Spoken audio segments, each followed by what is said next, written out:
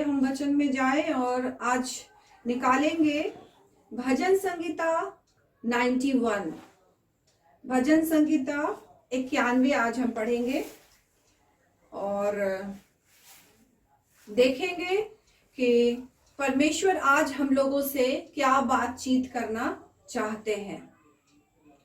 इसका हेडिंग है परमेश्वर हमारा रक्षक।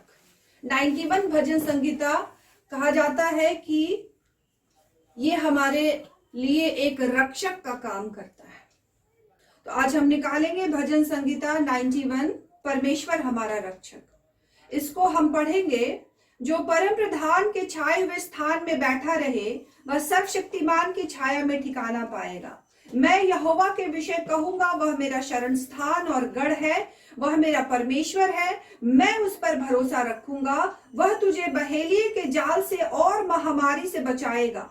वह तुझे अपने पंखों की आड़ में ले लेगा और तू उसके परों के नीचे शरण पाएगा। उसकी सच्चाई तेरे लिए ढाल और झिलम ठहरेगी। तू न रात के भय से डरेगा और न उस तीर से जो दिन को उड़ता है, न उस मरी से जो अंधेरे में फैलती है, और न उस महारोग से जो दिन दोपहरी को उजाड़ता है। तेरे निकट 1000 और तेरी दाहिनी ओर 10,000 गिरेंगे, परंतु वह तेरे पास न आएगा। परंतु तू अपनी आंखों से दृष्टि करेगा और दुष्टों के अंत को देखेगा। हम लोग 91 भजन संगीता में 1 से 8 तक देखेंगे पहले, और ये पूरा 1 से 15 तक है। लेकिन हम लोग देखेंगे कि परमेश्वर का वचन हमसे पहले 8 पदों में क्या कहना चाहते हैं।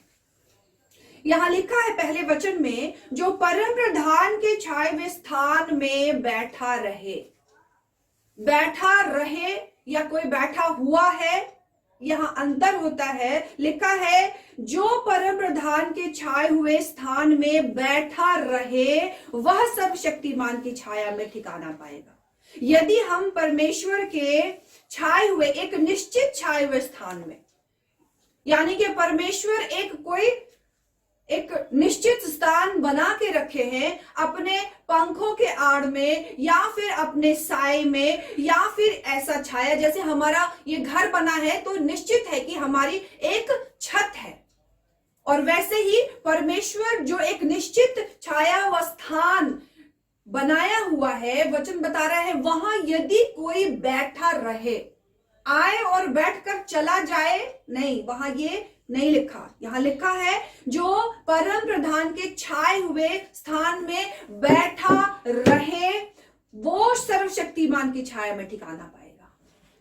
यानी कि जो धीरज के साथ बैठा रहेगा कि ये परमेश्वर ने स्थान मेरे लिए सुनिश्चित किया है और ये उसकी छाया पड़ रही है जहां पर, और मैं वहां पर इंतजार करता रहूंगा, बैठा रहूंगा, धीरज से बाट जोहता रहूंगा, तो प्रभु का वचन कहता है वही उसकी छाया में ठिकाना पाएगा।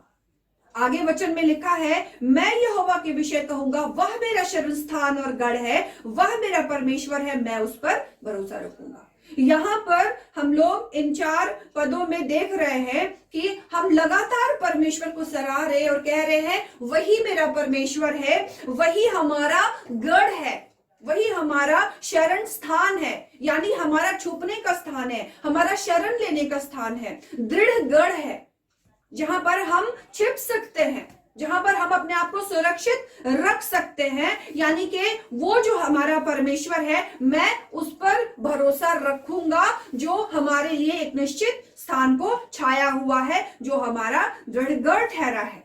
अगर हम उसके छाए हुए स्थान में बैठते हैं, यदि हम उस परम प्रधान को अपना दृढ़गढ़ मानते हैं, यदि हम उस परम प्रधान को अपना भरोसे का मालिक मानते हैं, तो प्रभु वादा कर रहे हैं कि वह तुझे बहेलिए के जाल से और महामारी से बचाएगा। यहां परमेश्वर का वादा है कि यदि तुम मेरे छाए हुए स्थान में बैठे रहोगे तो मैं तुम्हें बहेलिए के जाल से बचाऊंगा। और ये बहेलिया कौन होता है? अगर आप एग्जाम्पल ले तो जंगलों में जो शिकार करने आते हैं चिड़ियों का, वो जाल फैलाता है और उसमें चिड़िया आके फंस नहीं जाती है यूं ही, वो दाना डालता है। कि कोई भूखी चिड़िया होगी, दाना चुगने आएगी और वो लोभ में, लालच में पड़ के उसमें फंस जाएगी, तो बहेलिया उसको फंसाने के लिए पहले दाने डालता है और तब उसको फंसा लेता है। और परमेश्वर का वचन बता रहा है कि आप लेकिन उससे बचाए जाएंगे। शैतान आएगा, लोभ डालेगा, लालच डालेगा, बहुत सारी बातों को हमारी जिंदगी में एक एक करके लालच दे करके हमको फंसाना चाहेगा, लेकिन प्रभु का वचन कह रहा है वह तुझे बहेलिए के जाल से बचाएगा और महामारी से भी बचाएगा। आज देख रहे हैं किस प्रकार से महामारी फैली हुई है, कोरोना, लेकिन प्रभु को हम धन्यवाद देते हैं कि हम उससे बचे हुए हैं, हम सुरक्षित है। हम उसके लिए प्रभु को धन्यवाद देते हैं और हम विश्वास करते हैं कि क्योंकि हमने उसको परम प्रधान मान लिया है, हम उसके छाया स्थान में बैठे हुए हैं, तो प्रभु हमें हर बहेलिए के जाल से बचा रहा है, हर धोखे और चंगुल से, लोभ से, लालच से बचा रहा है और हमें इस महामारी से जो मुंह बाय खड़ी है कि कौन उसके शिकंजे में आ जाए, प्रभु हमको बचा रहा है। आगे लिखा है वह तुझे अपने पंखों की आड़ में ले लेगा और तू उसके पैरों के नीचे शरण पाएगा। अब ये आगे उसकी प्रतिज्ञा है, आगे का उसका वादा है, जहां पे प्रभु कह रहे हैं कि उसके लिए जो उसके छाए स्थान में बैठा हुआ है, जो उसको परम प्रधान मान लिया है, ये उसके लिए सारी वाचाएं हैं प्रभु की, कि वो क्या करेगा, बहेलिए के जाल से बचाएगा, महामारी से बचाएगा। और कैसे बचाएगा? वो अपने पंखों की आड़ में बचाएगा, वो अपने पंख फैलाएगा, वो अपने छाए हुए स्थान में ऐसे पकड़ के रखेगा और हमको अपने पैरों के नीचे शरण देगा। किसी और के पैरों के नीचे शरण नहीं, वो अपने पंखों को फैलाए हुए हमें उसके नीचे शरण देगा। और हमारी ढाल और झिलम क्या ठहरेगी? चौथे पद में उसकी सच्चाई। हमारी सच्चाई नहीं, हमारे धर्म के काम नहीं, हमारा अच्छा बोलना नहीं, हमारे भलाई के काम नहीं, हम बड़े सत्यनिष्ठ हैं और हम बड़े सत्यवादी हैं, वो हमें नहीं बचाएगा। यहाँ वचन में लिखा है तीसरे पद में, चौथा में, उसकी सच्चाई। किसकी सच्चाई? परमेश्वर की सच्चाई हमारे लिए ढाल और झिलम ठहरेगी। परमेश्वर का शील्ड होगा सच्चाई, परमेश्वर की सच्चाई हमारी शील्ड होगी, वही हमारा रिफ्यूज होगा, वही हमारा शरण स्थान होगा, वही हमारी झिलम होगा, वही हमारी आड़ होगा, वही हमारी ढाल होगा। यानी कि हमको परमेश्वर की सच्चाई बचाएगी, हमारी सच्चाई नहीं बचाएगी। और आगे लिख रहा है परमेश्वर का वचन में, तू न रात के भय से डरेगा और न उस तीर से जो दिन को उड़ता है। ये सब उन लोगों के लिए है जो परमेश्वर के छाए हुए स्थान में बैठे हुए हैं, सबके लिए नहीं है।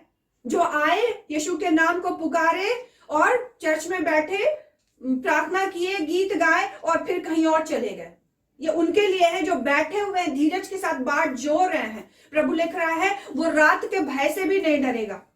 आगे लिख रहा है जो दिन को उड़ने वाला तीर है उससे भी उसको कोई हानि नहीं होगी। यानी कि न रात में कोई कारण होगा उसके विनाश का, तो वो विनाश नहीं होगा। अगर दिन में कोई तीर छोड़ा जा रहा है उससे भी उसका विनाश नहीं होगा। उस मरी से भी उस व्यक्ति का विनाश नहीं होगा जो अंधेरे में फैलाई जाती है। आज एक मरी फैली हुई है जो महामारी का रूप धारण किया हुआ है, और यही मरी एक उस टाइम पे भी फैली हुई थी मिस्र देश में, जब यहोवा अपने लोगों को छुड़ा कर ले जा रहा था और वो अंतिम था। आज वही मरी है जिसमें लोग फंस रहे हैं। और आगे वचन, और न उस महारोग से जो दिन दोपहरी में उजाड़ता है, और उस महारोग से भी उन लोगों को परमेश्वर बचाएगा जो दिन दोपहरी में लोगों का कत्लेआम कर देता है। दिन दहाड़े लोगों की हत्याएं हो जाती है, वो मर जाते हैं अचानक। तो प्रभु कह रहा है कि वो लोग बचाए जाएंगे इन सारी बातों से जो परम प्रधान के छाए हुए स्थान में बैठे हुए हैं। 7वें वचन में लिखा है पद में, तेरे निकट 1000 और तेरी दाहिनी ओर 10,000 करेंगे। किसके निकट? जो परम प्रधान के छाए हुए स्थान में बैठे हुए हैं, जो इंतजार कर रहे हैं, जो यहोवा की बाट जोड़ रहे हैं, जिन्होंने उसको अपना दृढ़ गढ़ मान लिया है, जिसने अपने परमेश्वर के ऊपर भरोसा किया है, उनके लिए बोल रहा है कि उसके निकट 1000 गिरेंगे, उसके दाहिने 10,000 गिरेंगे, लेकिन कह रहा है कि तेरे पास वो नहीं आएगा। वो आएगा, तेरे निकट से गुजर जाएगा, वो तेरे निकट के किसी को लेकर चला जाएगा, उसका शायद नुकसान हो जाएगा, लेकिन कह रहा है तेरे निकट नहीं आएगा, क्योंकि तूने उसको परम प्रधान मान लिया है, क्योंकि तू उसके छाए हुए स्थान में बैठा हुआ। इसलिए तुझे कुछ भी नहीं होगा। और 8वें पद में लिखा है, परंतु तू अपनी आंखों से दृष्टि करेगा और दुष्टों के अंत को देखेगा। कह रहा है कि तू दुष्टों के अंत को भी अपनी दृष्टि से देगा, यानी परमेश्वर आपको दृष्टि भी देगा।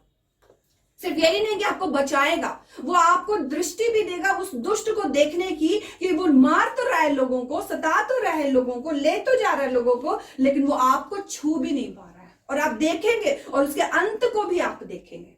ऐसा प्रभु का वचन 1 से 8 में लिख रहा है।